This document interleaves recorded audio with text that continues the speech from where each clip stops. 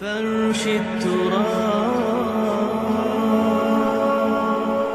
يضمني. کسی شخص کو تکلیف میں دیکھ کر اگر آپ کا دل پسیجتا نہیں ہے، آپ کے دل میں رقیق کسے کہتے ہیں؟ پتلا، رقیق مادہ پتلا، رقت قلب، دل میں نرمی پیدا ہو جائے. دل میں نرمی اگر پیدا نہیں ہوتی ہے تو پھر جان لیجئے، میں ایک بہت سخت بات کہنے لگا ہوں، ایک شخص عالم ہو سکتا ہے، مفتی ہو سکتا ہے، فقیہ ہو سکتا ہے، مفسر ہو سکتا ہے، محدث ہو سکتا ہے، عابد ہو سکتا ہے، زاہد ہو سکتا ہے، نیک نہیں ہو سکتا اگر انسانی ہمدردی کا مادہ اس کے دل میں نہیں ہے. بات سمجھ لی آپ نے پوری؟ یہ ہے ترتیب کے اندر مضمر. نماز اور زکوٰۃ کا ذکر بعد میں، وَآتَ الْمَالَ عَلَىٰ حُبِّهِ ذَوِي الْقُرْبَىٰ وَالْيَتَامَىٰ وَالْمَسَاكِينَ وَابْنَ السَّبِيلِ وَالسَّائِلِينَ وَفِي الرِّقَابِ، یہ پہلے آ رہا ہے. اور آپ میں سے بہت سے حضرات کو یاد ہوگی چوتھے پارے کی پہلی آیت، جو اس معاملے میں یوں سمجھیے قول فیصل، لَن تَنَالُوا الْبِرَّ حَتَّىٰ تُنْفِقُوا مِمَّا تُحِبُّونَ، تم ہرگز نیکی کے مقام کو نہیں پہنچ سکتے جب تک خرچ نہ کرو اس میں سے جو تمہیں محبوب ہے. اگر آپ کا مال ایسا ہے جو دل سے اتر گیا ہے، کپڑے بوسیدہ ہو گئے ہیں دے دیے غریب کو، جوتے ٹوٹ گئے دے دیے کسی کو، یہ نہیں ہے، یہ نیکی نہیں ہے. نیکی کیا ہے؟ مما تحبون، جو تمہیں پسند ہو وہ مال. لن تنالوا البر، یہ نوٹ کر لیجیے جنہیں عربی سے کوئی تھوڑا سا بھی کوئی مس ہے کہ لام اور نون کے ساتھ جو نفی آتی ہے فعل مضارع کے اندر، اس سے زیادہ تاکیدی نفی نہیں. لن تنالوا البر، ہرگز نہیں پہنچ سکتے نیکی کے مقام کو، حتی تنفقوا مما تحبون، جب تک کہ تم خرچ نہ کرو اس میں سے جو تمہیں پسند ہو. اپنے محبوب مال کو جب تک خرچ نہیں کرو گے اللہ کی رضا مندی کے لیے، اللہ کی رضا جوئی کے لیے، اس وقت تک نیکی کا مقام حاصل نہیں کر سکتے. حدیث میں نے آپ کو سنا دی، من یحرم الرفق، رفق کہتے ہیں دل کی نرمی، اسی سے لفظ رفیق بنا ہے. رفیق وہ ہیں جو آپس میں ہمدرد ہیں، غم گسار ہیں، ایک دوسرے کا درد بانٹنے والے ہیں، ایک دوسرے کے دکھ کو اپنے دل میں محسوس کرنے والے ہیں. میں نے ہمدردی کی وضاحت پچھلی نشست میں کی تھی. ہمدردی، ہم جماعت، ایک جماعت میں پڑھنے والے، ہم عصر، ایک زمانے کے لوگ. ہمدرد وہ جن کا درد جو ہے وہ کامن ہے، مشترک ہے، ایک کے درد کو دوسرا محسوس کر رہا ہے. خنجر چلے کسی پہ تڑپتے ہیں ہم امیر، سارے جہاں کا درد ہمارے جگر میں ہے. یہ ہے در حقیقت نیکی کی اصل روح.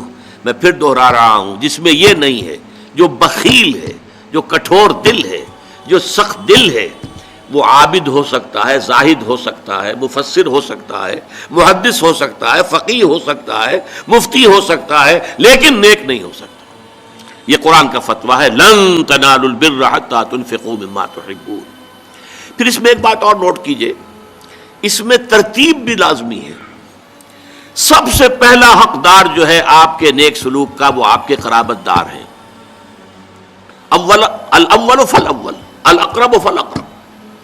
ہمیشہ قرآن مجید میں سب سے پہلے ذی القربیٰ، وآت ذی القربیٰ حقہ والمسکین وابن السبیل ولا تبذر تبذیرا.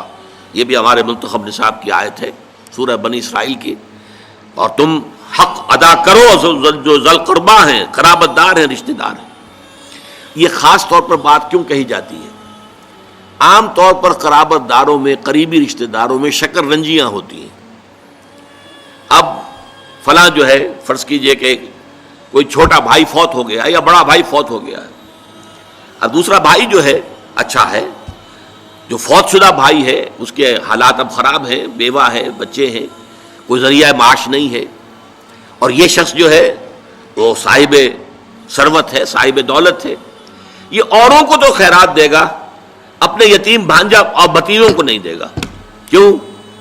انہوں نے یہ کیا تھا، انہوں نے یہ کیا تھا، انہوں نے فلاں وقت یہ کہہ دیا تھا، وہ بھابھی نے فلاں وقت جو ہے میرے ساتھ یہ معاملہ کیا تھا.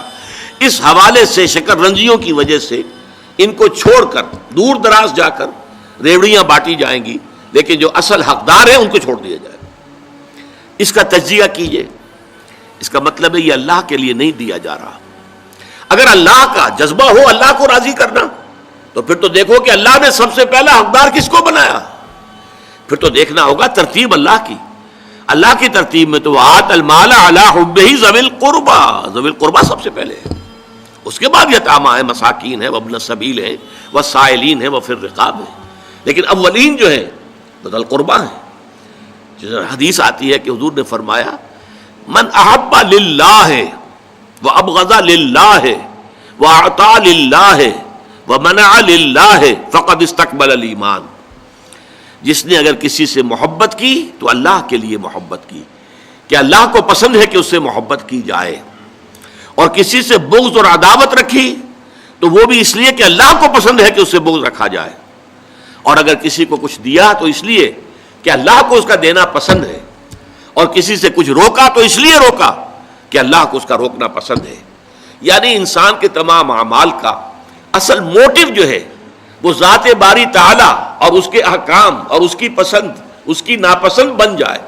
اگر یہ ہو جائے من احب للہ ہے وابغض للہ ہے واعطى للہ ہے ومنع للہ ہے فقد استکمل الایمان، تو ایسے شخص نے تو اپنے ایمان کی تکمیل کر لی. یہ کمال ایمان کا مقام ہے. وتعلو همتي دوما وتسبق خطوتي الأزمان، فوقتي لا أضيعه بما يفضي إلى الخسران، وكفي لا يفارقها أداء البر والإحسان، ولا تدري شمالي عن يميني إنه